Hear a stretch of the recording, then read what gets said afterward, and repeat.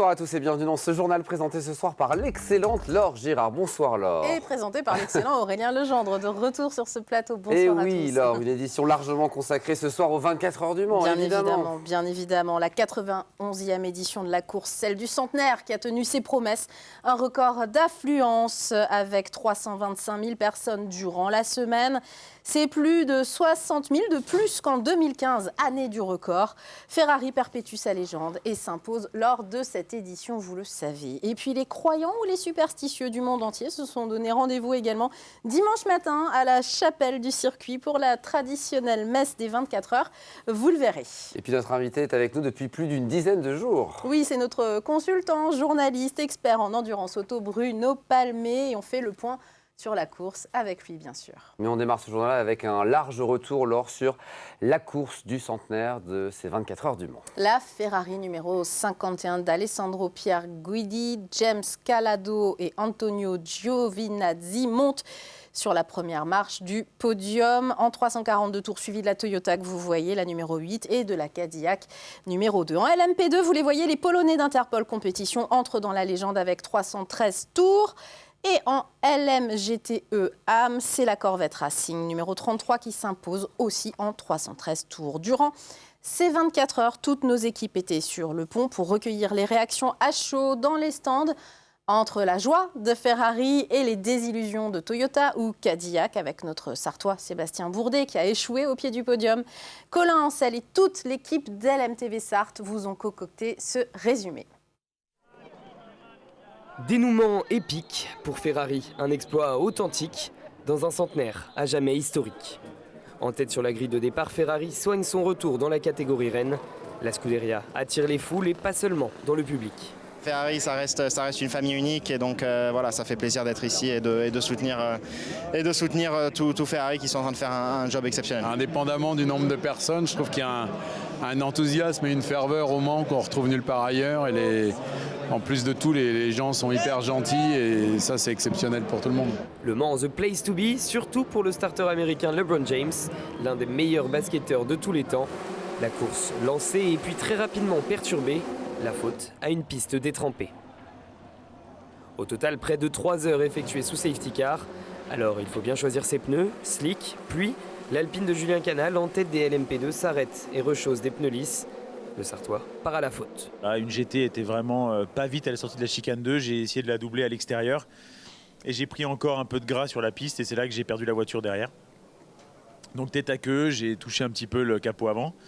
Voilà, donc j'ai dû rentrer au stand un peu plus vite que prévu, changer le capot, on est reparti.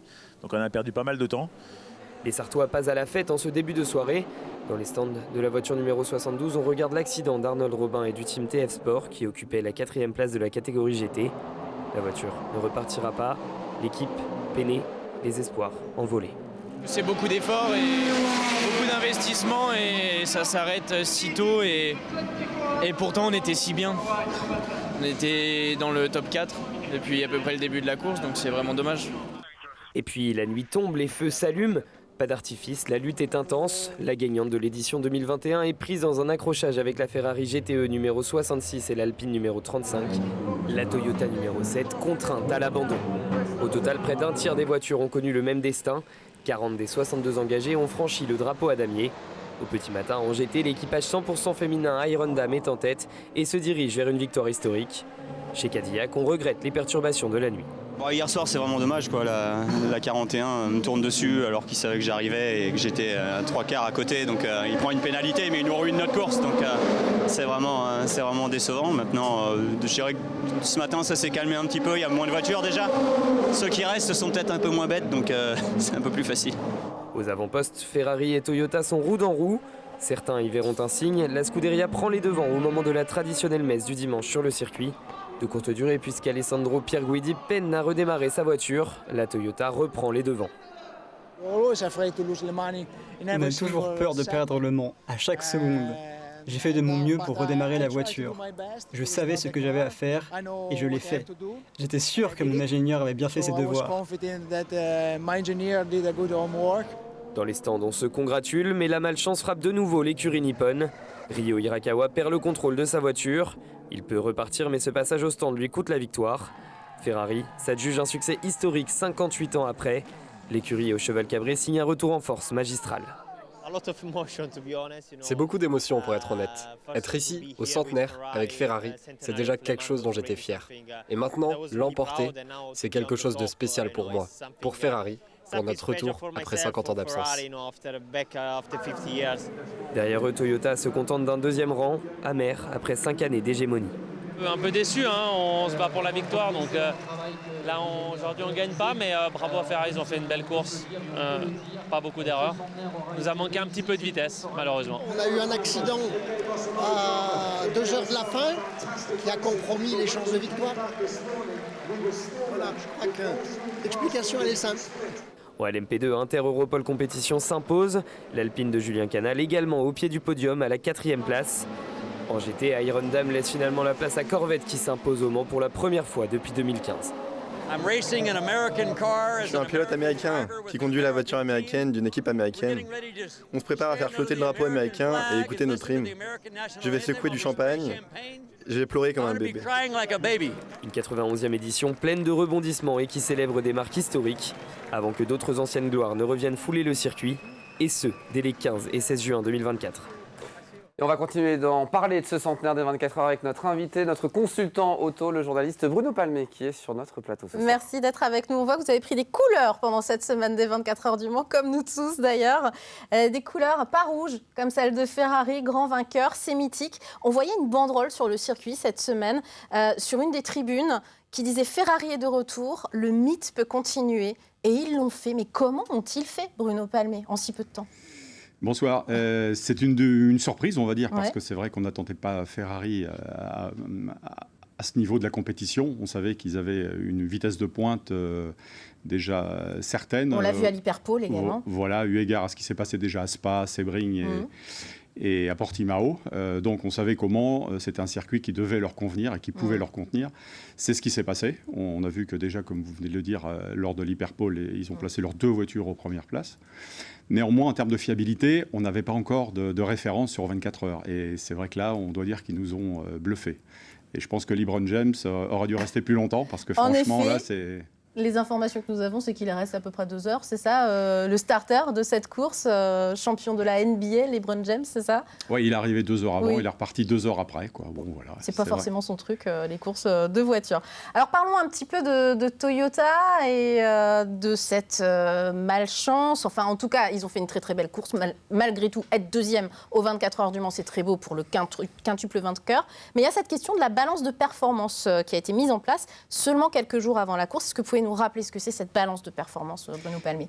C'est une réglementation qui est faite pour harmoniser la puissance des voitures, pour équilibrer les forces en présence, pour qu'il n'y ait pas trop d'écart entre le favori Toyota, par exemple, et les plus modestes Glickenhaus ou Van Wall. C'est-à-dire que par le truchement d'un ordinateur, on essaie, à travers le poids des voitures, de rééquilibrer tout ça. Ce qui fait que en amont de la course des 24 heures, on avait décidé de rajouter du poids à la Toyota. Donc la voiture était lestée 37 kg. Et c'est vrai que sur un tour, ça correspond à un peu plus d'une seconde. 1 seconde 3, 1 seconde 4. Et c'est sans doute ce qui a manqué à Toyota. Au demeurant, la course fut belle. C'est vrai qu'on voit l'arrivée. C'est assez compact entre le premier, le 5e et 6e. C'était assez serré. Mais c'est vrai que la petite pointe de vitesse qui a manqué à Toyota... Avec ces 37 kilos, on peut s'empêcher de se dire qu'avec ces 37 kilos en moins, peut-être que c'est les Toyota qui auraient été les plus rapides. Oui, si on écoute en filigrane, si on lit ce que peut dire Pascal Vasselon ou les pilotes, c'est vrai qu'en fait, ils sont fort maris justement de cette réduction de la puissance. On l'a bien compris. Maintenant, d'un point de vue officiel, ils ne vont pas pouvoir se plaindre parce que voilà, en d'autres temps, ils ont peut-être aussi bénéficié de la balance de performance. C'est vrai qu'elle a été annoncée quand même relativement peu de temps avant, tard, quelques jours avant la course. C'est ça, et qu'il a fallu réajuster un petit peu les réglages, mais c'était trop tard. Alors après, qui de Ferrari, Porsche ou Cadillac allait l'emporter ? Pour le public, la course fut belle. 22 abandons quand même, sur 62 engagés. C'est ce qu'on aime aussi aux 24 heures du Mans. On ne va pas se le cacher. Quand il commence à pleuvoir, que ça glisse. la pluie et l'obligation de choisir ses pneus finalement. Et ça, c'est tout l'enjeu de cette course, c'est être le meilleur aussi stratégiquement. C'est ça, et c'est vrai qu'à ce petit jeu, Ferrari a été bon, même sous la pluie. Je crois qu'ils ont roulé à un moment donné en slick, c'est-à-dire qu'ils n'ont pas souhaité mettre les pneus pluie. Alors la course a été jalonnée d'accidents, a été jalonnée d'averses pluvieuses. C'est vrai qu'ils ont perturbé, vous l'avez dit, 22 abandons. Quand on sait que l'année dernière, il n'y avait que seulement 8 abandons, ça veut dire qu'il s'est passé pas mal de choses, notamment dans la première partie de la course. Jusqu'à minuit, où là, c'est vrai que c'était une course assez hachée du fait de l'entrée en service des safety cars, des slow zones. Voilà, c'est vrai que ça a été perturbé. Et puis là, dans la nuit, ça s'est un petit peu décanté. Mais on a vu tout de suite que la victoire se déciderait entre Toyota et Ferrari. Même entre les deux Ferrari, on a vu qu'il y avait une passe d'âme sévère entre la 50 et la 51. Ouais. C'est vrai que l'équipage de la 51, qui avait fini deuxième sur l'hyperpole, était fort mari, justement, de s'être fait battre par la 50. Et ils étaient même entre eux revanchards. Ouais, c'est dire à quel point ils avaient la niaque cette année. Merci en tout cas, on continue cette discussion. Vous la continuez avec Colin Ancel dans 72 Sports à partir de 19h, puisqu'évidemment on va revenir en long, en large et en travers sur cette 91e édition de la course. Alors on l'a bien compris, il y avait la grande messe de la course, Laure, mais il y avait aussi une autre grande messe. Oui, une messe catholique cette fois, célébrée par l'évêque en personne, l'évêque du Mans, à la chapelle du circuit, c'est près du virage d'Unlop. Une tradition qui date de 1932. Cette année, c'était une première pour le nouvel évêque du Mans, Jean-Pierre Vuillemin. Colin Ancel et Florian Wozniak nous racontent tout ça.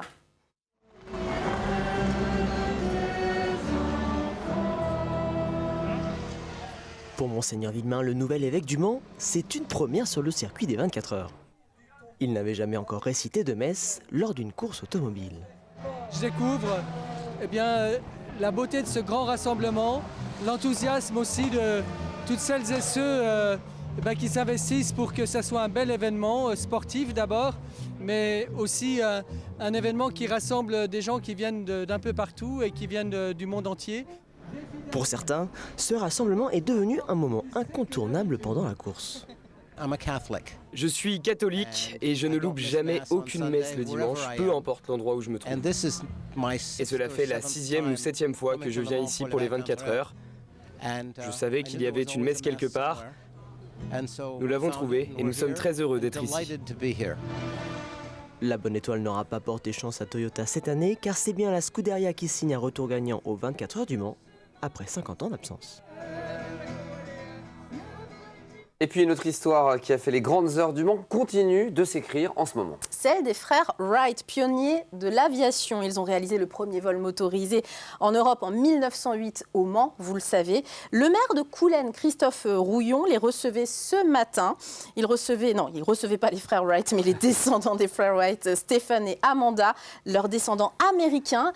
L'objectif de cette rencontre, c'est d'honorer la mémoire de leur grand-oncle et soutenir le projet de plusieurs associations sartoises qui souhaitent voir naître un musée dédié à l'histoire de l'aviation et à cette illustre famille en Sarthe. Donc, des témoignages à découvrir dans notre journal de mercredi soir. Prenez rendez-vous. Et puis ce soir, on ne va pas parler seulement des 24 heures, mais aussi du Mans FC. Un petit peu, quand même, d'autres sports à la marge dans 72 Sports à partir de 19h, je le disais, avec Colin Ancel. Alors, le Mans FC a évité la relégation, vous vous en souvenez, le 26 mai dernier. Il dévoile ce lundi les noms de ceux qui restent et de ceux qui partent pour la saison prochaine. Alors, le coach Réginald Ray est maintenu. Les joueurs piliers de l'effectif restent globalement présents, sauf pour, par exemple, Armand Nianduyé, je vais y arriver, qui est quand même le meilleur buteur de la saison. Tous les détails, vous les aurez dans 72 Sports. À 19h avec l'excellent Colin Ancel. Merci beaucoup. Alors, c'est la fin de ce journal. Une page de pub, la météo, et on prend la direction de la vallée du Loir. Ne bougez pas, tout de suite.